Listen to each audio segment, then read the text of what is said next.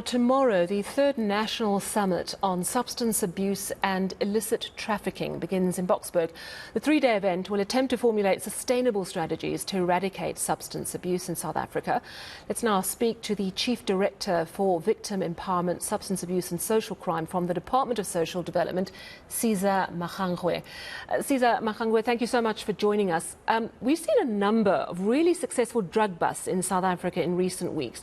I mean, that's really encouraging on a law enforcement point of view, but I suppose it's a bit disconcerting on the other, because clearly we're a key destination or transit point for drugs. I wonder if you could just start by giving me a sense of the scale of the illicit drug problem in South Africa in terms of what is perhaps either being smuggled in or even illegally made here. Okay, firstly, maybe let me thank you and also acknowledge that the issue that we are addressing of illicit drugs is not only an issue for Department of Social Development. However, it is an intersectoral matter, and it is led by SAPS, where they are dealing with, combating trafficking. We do work with them side on side by ensuring that the issues of harm reduction are addressed, as well as the issues of demand reduction are addressed. So at this stage, I would not necessarily confine ourselves to statistics, but what we can say, the research that we've been receiving from Medical Research Council, as well as many other institutions, is that there's definitely an increase of all the illicit drugs, as well as the illicit one, which is alcohol and cannabis. Yeah, so there are problems, and I would imagine then that means we've got a bigger drug and addiction problem than we had, say, 5-10 years ago. Why is it getting worse, do you think?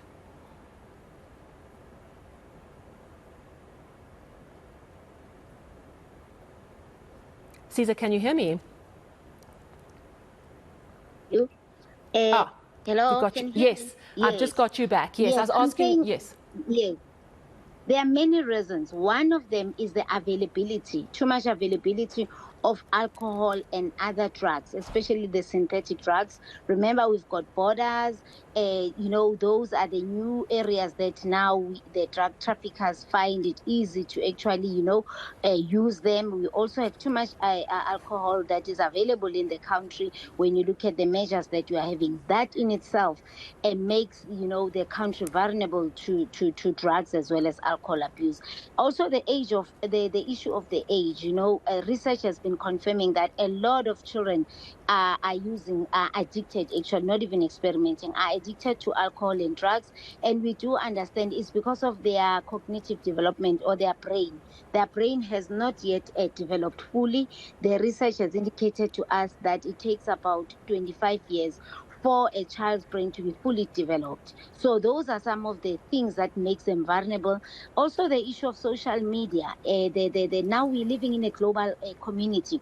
A lot of our kids are exposed to what is happening on the social media, even, abroad. So they are learning from TikTok and they're experimenting, and in the process, they become addicted. Lastly, the absence of parents. It's a key issue. A lot of parents are absent. I'm not talking about, physical. I'm talking about even emotionally. Parents are not engaged. They're not involved. They don't know what is happening with their children, and therefore that opens up a gap, and it makes children vulnerable, and they end up using drugs as something to close that gap. Yeah, and I think when you say closing that gap, the reality is that often people turn to drugs because there is an emotional need. There is a hurt, there's a brokenness, there's something they want to numb and forget. And then I would imagine that the influence of social media, the availability factor that you mentioned, all pushes them in a specific direction. But in terms of looking at what works to help manage addiction, what works to help people who are addicted, what progress is being made? Well, we have quite a number of, strategies, as well as the legislations that really help us to fight the scourge of alcohol and drug abuse in the country. The issue is that some of these legislations are a bit outdated. So we need to review them. Through this summit, we will get an opportunity to begin the review. We'll look at, in terms of those 7 goals that are articulated on the National Drug Master Plan, how far have we gone as a country to implement them. For instance, the demand reduction measures, which is about education and prevention.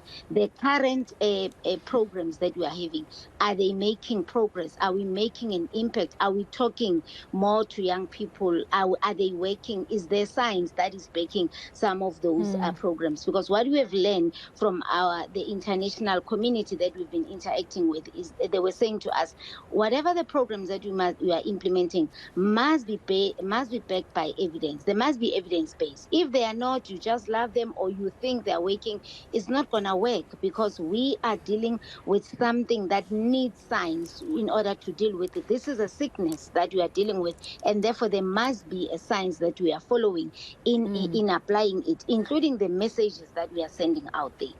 Yeah, and such an important issue because, as you said, drug usage, drug abuse, alcohol abuse is on the increase in South Africa. And let's hope that this conference starting tomorrow in Boksburg comes through with some really practical suggestions on things that can really work to help people who are addicted. Thank you so much. That was the Chief Director for Victim Empowerment, Substance Abuse and Social Crime from the Department of Social Development, Siza Magangoe.